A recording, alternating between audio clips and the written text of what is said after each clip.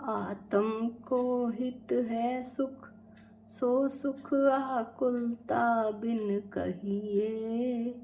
आकुलता शिव माहि न ताते, शिव मग लाग्यो चाहिए।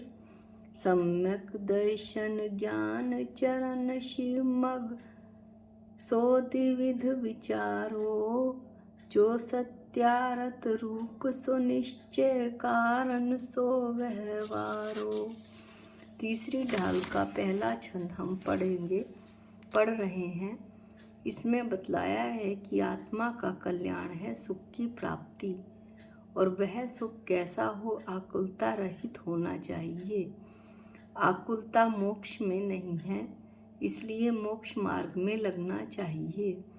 सम्यक दर्शन ज्ञान चरित्र इन तीनों की एकता रूप जो मोक्ष का मार्ग है, उस मोक्ष मार्ग का दो प्रकार से विचार करना चाहिए। जो वास्तविक स्वरूप है वह निश्चय मोक्ष मार्ग है, और जो निश्चय मोक्ष मार्ग का निमित्त कारण है उसे व्यवहार मोक्ष मार्ग कहते हैं। इस तरह से ये कुछ पहले छंद, तीसरे ढाल के पहले छंद की कुछ सुंदर पंक्तियों को पढ़कर हम अपने मूल उद्देश्य पर आते हैं।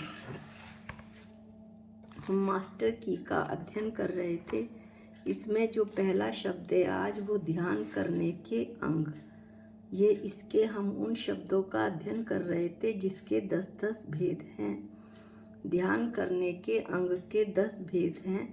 पहला हाथ, दूसरा नेत्र, तीसरा कान, चौथा नासिका का अग्रभाग, पांचवा ललाट, छठा मुख, सातवां नाभि,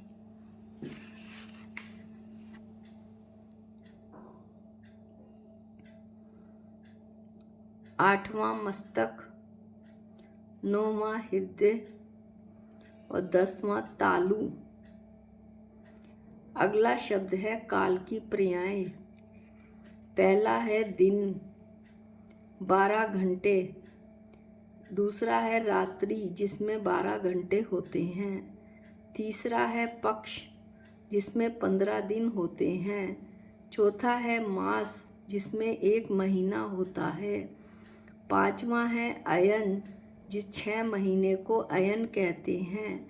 6 और छठा है 1 वर्ष, यानी कि 365 दिन। अब सातवां है पाल्योपम। पाल्योपम किसे कहते हैं ये हम देखते हैं। पल्ले यानी कुएं की उपमा। जिस कालमान को समझने के लिए कुएं की उपमा दी जाए उसे पाल्योपम, और जिसे समझने के लिए सागर यानी समुद्र की उपमा दी जाए उसे सागरोपम कहते हैं। पाल्योपम 4 कोस यानी लगभग 14 किलोमीटर लंबा, 14 किलोमीटर चौड़ा और 14 किलोमीटर गहरा कुआं होता है। इसमें तत्काल के जन्मे हुए मेंढे के बाल भरे रहते हैं, और इतने पतले बालों और ये जो बारीक बाल हैं, इनके असंख्य टुकड़े करके इस 4 कोस के कुएं में ठसाठस बाल भर दिए जाते हैं। इसमें बता रखा है कि मेंढे के 4098 बाल की चोटी करें तो अपने एक बाल जितनी मोटी चोटी होती है। इतने पतले बालों के भी असंख्य टुकड़े करके उस 4 कोस के कुएं में ठसाठस बालों को भर दिया जाता है। इन बालों को इतना ठसाठस भरा जाता है कि कोई समुद्र वहाँ से बह कर निकले तो एक बूंद पानी अंदर ना जा सके। आग लग जाए तो एक टुकड़ा भी ना चले। यहाँ तक कि चक्रवर्ती की सेना निकल जाए तो भी एक टुकड़ा भी ना दबे। 100 सालों में एक एक टुकड़ा निकालते हैं। जब सारे टुकड़े खत्म हो जाएं तो इतने समय को एक पाल्योपम कहते हैं। यह बात शास्त्रों अनुसार ही बताई गई है। सागरोपम किसे कहते हैं? 10 करोड़ पाल्योपम का एक सागरोपम होता है। फिर करोड़, करोड़ा, कोड़, कोड़ किसे कहते हैं? 1 करोड़ को 1 करोड़ से गुणा कर दिया जाए तो उतने काल को एक कोड़ा कोड़ कहते हैं। इस तरह से हमने 7वां पाल्योपम और 8वां सागरोपम की चर्चा करी। अब हम देखेंगे उत्सर्पणी काल और अवसर्पणी काल, जिसमें मनुष्य और त्रियंच की आयु, शरीर की ऊंचाई, बुद्धि, वैभव आदि घटते जाते हैं। वह अवसर्पणी काल कहलाता है। जिसमें आयु, शरीर की ऊंचाई, बुद्धि, वैभव आदि बढ़ते जाते हैं, वह उत्सर्पणी काल कहलाता है। इस तरह से काल के 10 भेद हुए। पहला दिन, दूसरा रात्रि, तीसरा पक्ष, चौथा मास, 5वां अयन, 6ठा वर्ष, 7वां पाल्योपम, 8वां सागरोपम, 9वां उत्सर्पणी और 10वां अवसर्पणी।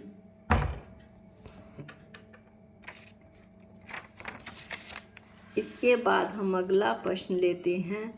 पुद्गल द्रव्य की विभाव व्यंजन पर्याय। ये 10 हैं, फिर इनका संक्षिप्त वर्णन कर लेंगे। नंबर 1 शब्द, नंबर 2 बंध, नंबर 3 सूक्ष्म, नंबर 4 स्थूल, नंबर 5 संस्थान, नंबर 6 भेद, नंबर 7 तम, नंबर 8 छाया, नंबर 9 उद्योत, नंबर 10 आतप।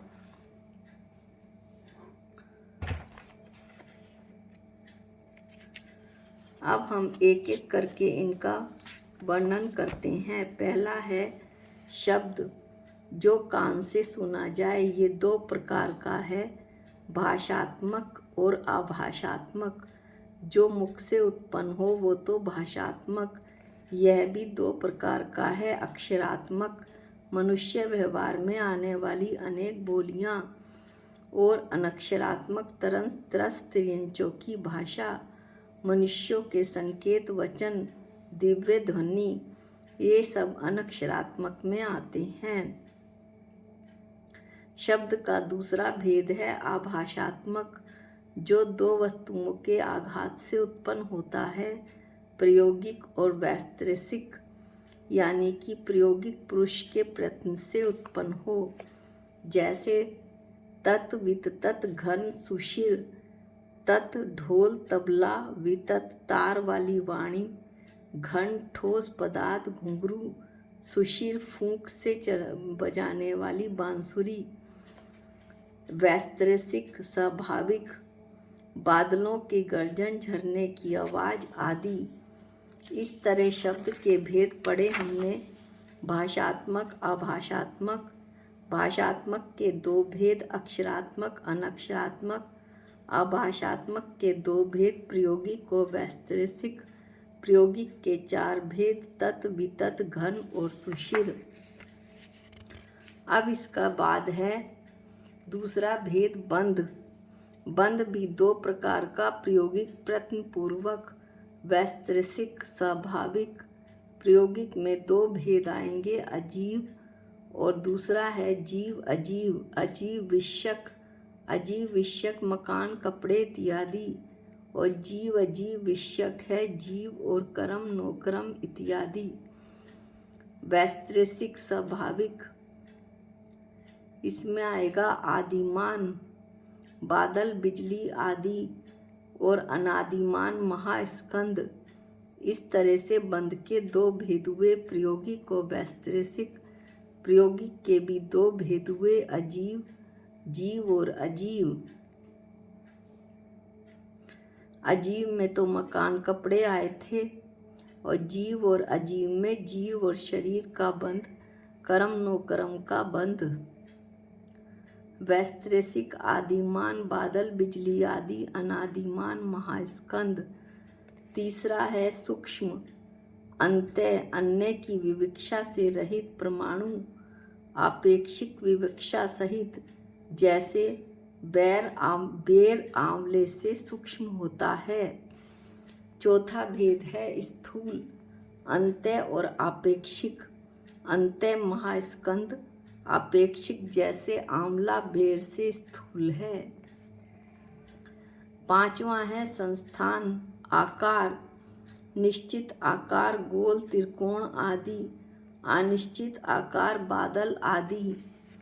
6 है भेद टुकड़े भंग होना, उत्कर लकड़ी का बुरादा, चूर्ण गेहूं का आटा, खंड घड़े के टुकड़े, चूर्णिका मूंग आदि की दाल, प्रतर मेघ के पटल, अनुचटन गरम लोहे की चिंगारी।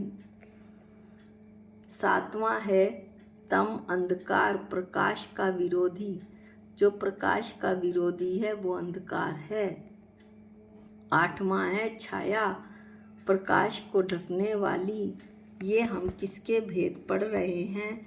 ये हम पुद्गल द्रव्य की विभाव व्यंजन पर्याय पढ़ रहे हैं।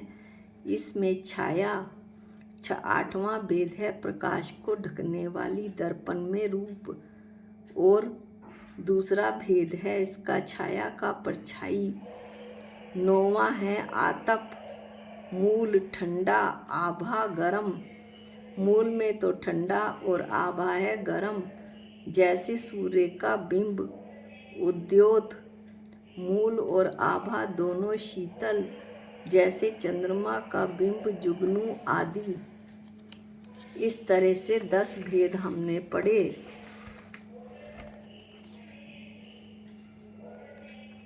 पुद्गल द्रव्य की विभाव व्यंजन पर्याय के 10 भेद पढ़े। नंबर 1 शब्द, नंबर 2 बंद, नंबर 3 सूक्ष्म, नंबर 4 स्थूल, नंबर 5 संस्थान, नंबर 6 भेद, नंबर 7 तम, नंबर 8 छाया, नंबर 9 उद्योत, नंबर 10 आतप।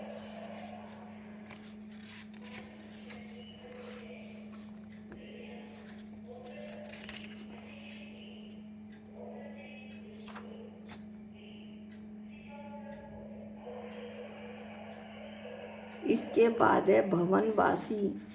ये भी 10 प्रकार के। पहला असुर कुमार, दूसरा नाग कुमार, तीसरा विद्युत कुमार, चौथा सुपर्ण कुमार, 5वां अग्नि कुमार, 6ठा वात कुमार, 7वां स्तनित कुमार, 8वां दधि कुमार, 9वां दीप कुमार और 10वां दिक् कुमार। अब है निर्जरा के स्थान। ये भी 10 हैं।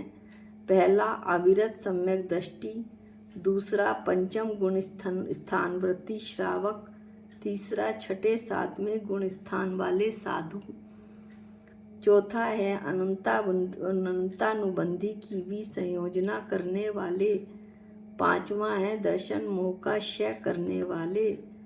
ये हम क्या बता रहे हैं? निर्जरा के स्थान।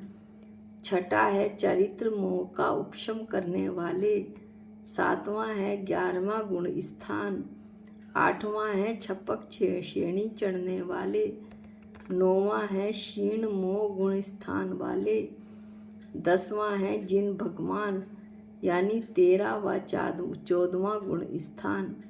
इस तरह हमने निर्जरा के स्थान पढ़े। अब ये हमारे 10-10 शब्दों का विस्तार यहाँ ख़त्म होता है। अगले वीडियो से हम कुछ 11-11 शब्दों का अध्ययन करेंगे। आज के लिए इतना ही। निज निधि निज में बताई, ये अनंत उपकार है। इसके लिए जिन वाणी माँ को वंदनानंत बार है, वंदनानंत बार है। सबको जय जिनेंद्र।